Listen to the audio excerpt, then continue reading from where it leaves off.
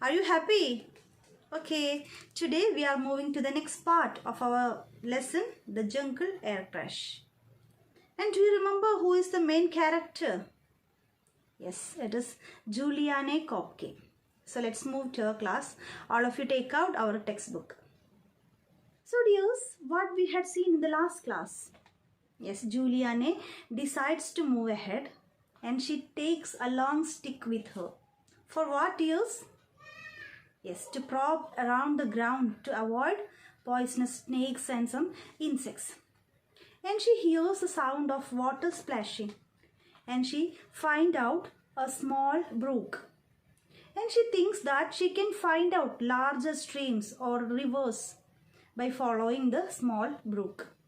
So with difficulty she moving ahead. So this was the situation. Now we can move to the next paragraph. On my fourth day, I finished the sweets, the only nourishment I had. I was swollen from the stings of mosquitoes and horseflies. So it was the fourth day. അവൾ താഴെ വീണിട്ട് നാലാമത്തെ ദിവസമാണ്. She finished her sweets.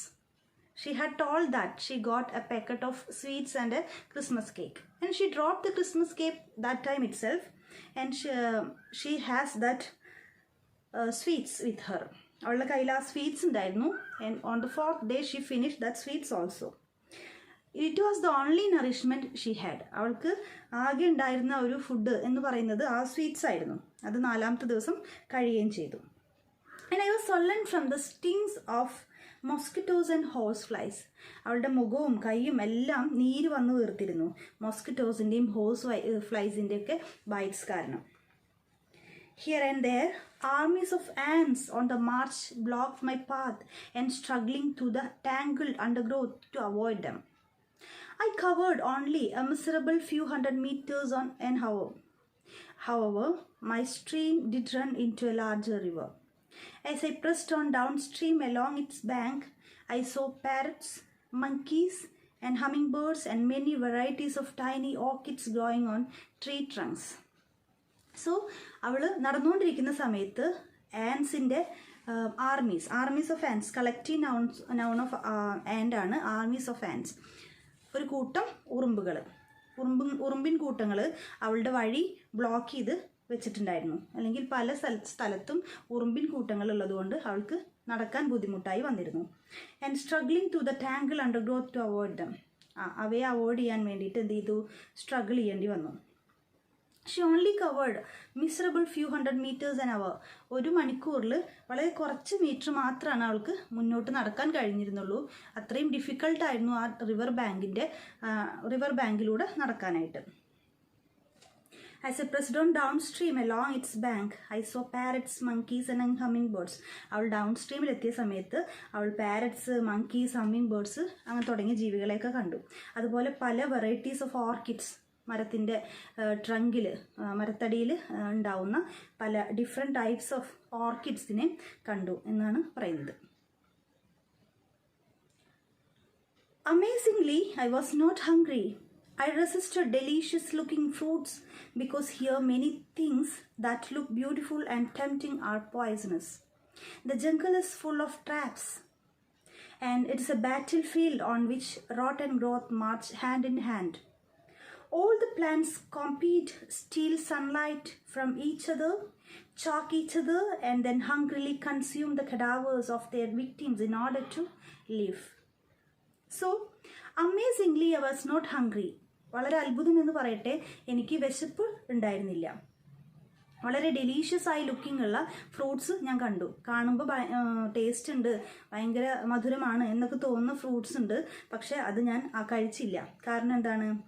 കാട്ടിൽ അങ്ങനെ beautiful looking ഉള്ള പലതും poisonous ആവാം. ബ്യൂട്ടിഫുൾ ലുക്കുള്ള പല ഫ്രൂട്ട്സും പോയ്സണസ് ഫ്രൂട്ട്സ് ആവാം. Jungle is full of traps. കാട് എന്ന് പറയുന്നത് കെണികളാൽ ചുറ്റപ്പെട്ടതാണ്. നിറയെ കെണികൾ ഉണ്ടാവാൻ സാധ്യതയുള്ളതാണെന്നാണ് അവൾ പറയുന്നത്. And it is a battlefield on which rot and growth march hand in hand. അതൊരു യുദ്ധക്കളമാണ്. കാട് എന്ന് പറയുന്നത് ഒരു യുദ്ധക്കളമാണ്. ചെയ്യുന്നതിൻ്റെയും അതേസമയം വളർച്ചയുടെയും. നാശമായി ഒരു സൈഡിലുണ്ടാവും, അതേസമയം വളർന്നു വരുന്ന ചെടികൾ മറ്റൊരു സ്ഥലത്തുണ്ടാവും. അവയുടെ ഒരു മാർച്ചാണ്. അവ ഒരേ സമയം എന്ത് ചെയ്യുന്നുണ്ട്, അവർ യുദ്ധത്തിൽ ഏർപ്പെടുന്നുണ്ട് എന്ന് പറയാണ്. All the plants compete, steal sunlight from each other, choke each other, and then hungrily consume the cadavers of their victims in order to live. എല്ലാ പ്ലാന്റ്സും കോമ്പീറ്റ് ചെയ്യുന്നു, പരസ്പരം മത്സരിക്കുന്നുണ്ട്, സൺലൈറ്റ് അപഹരിക്കുന്നുണ്ട്, പരസ്പരം എന്ത് ചെയ്യുന്നുണ്ട്, ഫൈറ്റ് ചെയ്യുന്നുണ്ട്, എയറിന് വേണ്ടി ഫൈറ്റ് ചെയ്യുന്നുണ്ട്. Then each other hungrily consume the cadavers of the victim. അവയുടെ ഇരകളെ അവരെന്ത് ചെയ്യുന്നുണ്ട്, ഇരകളുടെ മൃതശരീരം അവരെന്ത് ചെയ്യുന്നുണ്ട്, വിശപ്പോടെ കൺസ്യൂം ചെയ്യുന്നുണ്ട്, അവർ ജീവിക്കാൻ വേണ്ടി. അതായത് ജീവനുള്ളവർ സർവൈവ് ചെയ്യാൻ വേണ്ടി കാട്ടിൽ എന്താണ് ചെയ്യുന്നത്, അവർ പരസ്പരം കോമ്പീറ്റ് ചെയ്യാണ് ചെയ്യുന്നത്. The open wound on my foot was getting worse due to infection by insects. Every time the flies stung, they were laying eggs in my wounds, but out of which were hatching maggots. Helplessly, I watched them emerge. Each one was about a centimeter long. They were eating me alive. God help me, I thought. They will amputate if I ever survive. So she had told that there is a gash in her foot. Okay, so the open wound on my foot was getting worse due to infections. അപ്പോൾ അവൾ ചെരുപ്പൊന്നും ഇടാതെയാണ് നടക്കുന്നത്, ഒരുപാട് flies ഒക്കെ അവളെ കുത്തുന്നുണ്ട്. അതുകൊണ്ട് തന്നെ അവളുടെ കാലിലുണ്ടായിരുന്ന ആ ഓപ്പൺ വൂണ്ട് എന്ത് ചെയ്തു, പഴുത്തു. Getting worse, it was getting worse due to infection by insects. ഓരോ തവണ അവർ കുത്തുമ്പോഴും അവരെന്ത് ചെയ്യാണ്, അവരുടെ എഗ്ഗ്, അതായത് ആ ഫ്ലൈസിൻ്റെ എഗ്ഗ് അതിൽ നിക്ഷേപിക്കുകയാണ്, മുറിവിൽ നിക്ഷേപിക്കുകയാണ്. അതുകൊണ്ട് തന്നെ ആ എഗ്ഗ് വിരിഞ്ഞ് കുഞ്ഞുങ്ങൾ, പുഴുക്കൾ ആയിട്ടില്ല, വേംസ് ആയിട്ട് ആ വൂണ്ടിൽ ഉണ്ടായി വരികയാണ്. That is their hatching maggots. Maggot means larva of a fly. ഫ്ലൈയുടെ ലാർവ, ആ ലാർവാസ് എന്ത് ചെയ്യുന്നുണ്ട്, പുറത്തേക്ക് വരുന്നുണ്ട്. Helplessly she watch that. അവൾക്കൊന്നും ചെയ്യാൻ കഴിയില്ല, മുറിവിൽ പരട്ടാൻ മരുന്നോ കെട്ടാൻ തുണിയോ ഒന്നും കയ്യിലില്ല. അതുകൊണ്ട് തന്നെ helplessly she watch them emerge. അവ തലപൊക്കി വരുന്നത് അല്ലെങ്കിൽ പുഴുക്കൾ അരിക്കുന്നത് അവൾ ഹെൽപ്ലെസ്ലി നോക്കിക്കാണുകയാണ്. Each one was about 1 centimeter long. ഏകദേശം 1 സെൻറ്റിമീറ്ററോളം നീളം അതിന് ഉണ്ടായിരുന്നു എന്നാണ് പറയുന്നത്. They were eating me alive. അവർ എന്നെ ജീവനോടെ ഭക്ഷിക്കുകയായിരുന്നു. ദൈവമേ എന്നെ രക്ഷിക്കണേ എന്ന് അവൾ പ്രാർത്ഥിച്ചു. അവൾ വിചാരിച്ചു, എൻ്റെ കൈയോ കാലോ ഇവ കടിച്ചിട്ട് അല്ലെങ്കിൽ എൻ്റെ ഈ മുറിവുള്ള ഭാഗം മുറിച്ച് മാറ്റേണ്ടി വരും, ഞാൻ ജീവിച്ചിരിക്കുകയാണെങ്കിൽ പോലും അത് എന്നെ ദേ വിൽ ആംപ്യൂട്ടേറ്റ് മീ എന്ന് അവൾ വിചാരിക്കുകയാണ്. The river that I painstakingly followed was widening. Whenever I could get a good view ahead, I risked swimming. It was faster because the current carried on me along.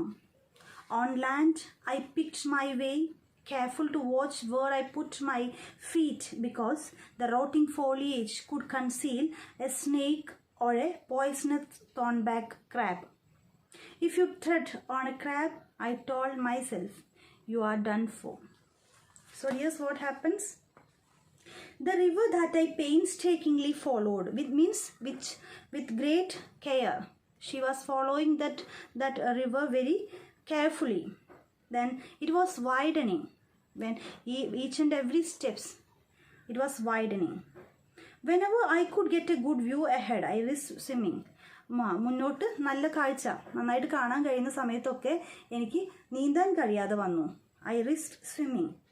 And it was faster because the current carried on me. Current means flow of water. വാട്ടറിൻ്റെ ഒഴുക്ക്.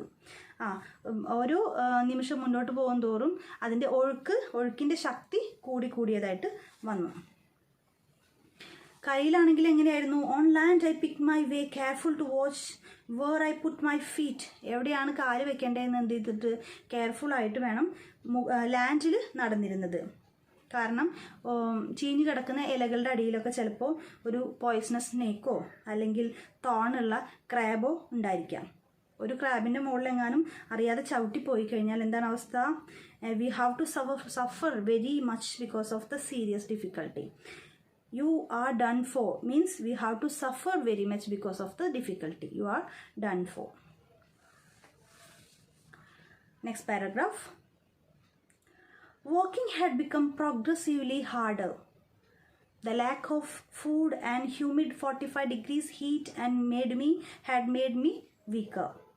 The river was now so swift that I could no longer swim in it. Late one afternoon, I was looking for a spot to lie down for the night. It was a 10th day, as I later reconstructed it. Suddenly, I saw a boat moored on the river bank, and there was a path leading to a small hut. I entered and saw on the floor a small outboard motor carefully wrapped in a plastic and a can of petrol. Clearly, someone would be coming back. But when? So, walking had become progressively harder. Progressively harder ആയിപ്പോയി walking ഒക്കെ, നടക്കാൻ ബുദ്ധിമുട്ടായി. ഭക്ഷണമില്ല, അതേപോലെ 45 degree ചൂടുമാണ്. അതുകൊണ്ട് തന്നെ അവൾ കൂടുതൽ വീക്കായിക്കൊണ്ടിരുന്നു.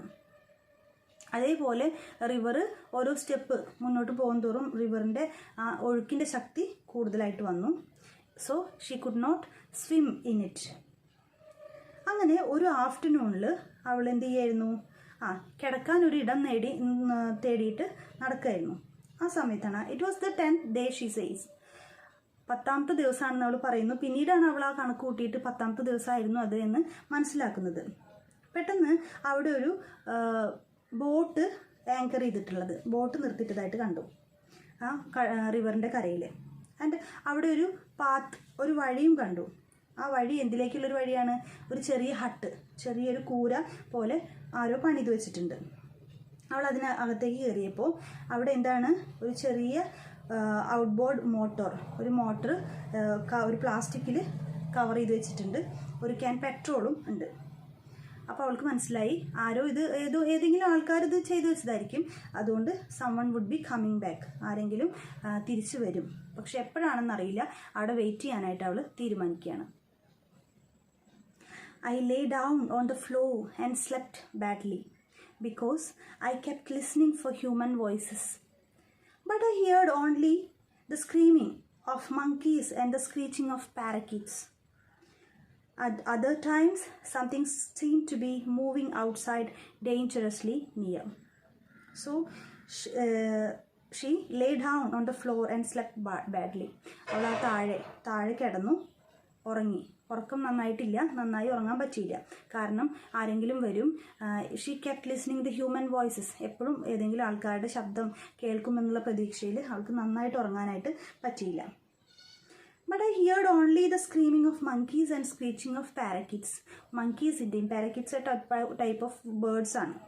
അത്തരം ബേർഡ്സുകളുടെയും മങ്കീസിൻ്റെയൊക്കെ ശബ്ദം മാത്രമാണ് കേട്ടത്. അല്ലാത്ത സമയത്തോ എന്തോ പുറത്ത് ഭയങ്കര ഏറ്റവും അടുത്തായിട്ട് എന്തോ മൂവ് ചെയ്യുന്ന ഒരു സൗണ്ടൊക്കെ അവൾ കേട്ടു. വല്ല ജീവികളോ അല്ലെങ്കിൽ വല്ല ആനിമൽസൊക്കെ ആയിരിക്കാം. അപ്പോൾ അവയുടെ ശബ്ദവും പുറത്ത് കേട്ടു. It was dangerously near. So ഇത്രയാണ് നമ്മൾ ഇന്ന് ഡിസ്കസ് ചെയ്യുന്നത്. I hope all of you understood. If you have any doubt you can ask me. Okay. So dears, let's wind up today's class here. If you have any doubt, don't forget to ask. So take care all of you. Thank you for listening today's class. Bye.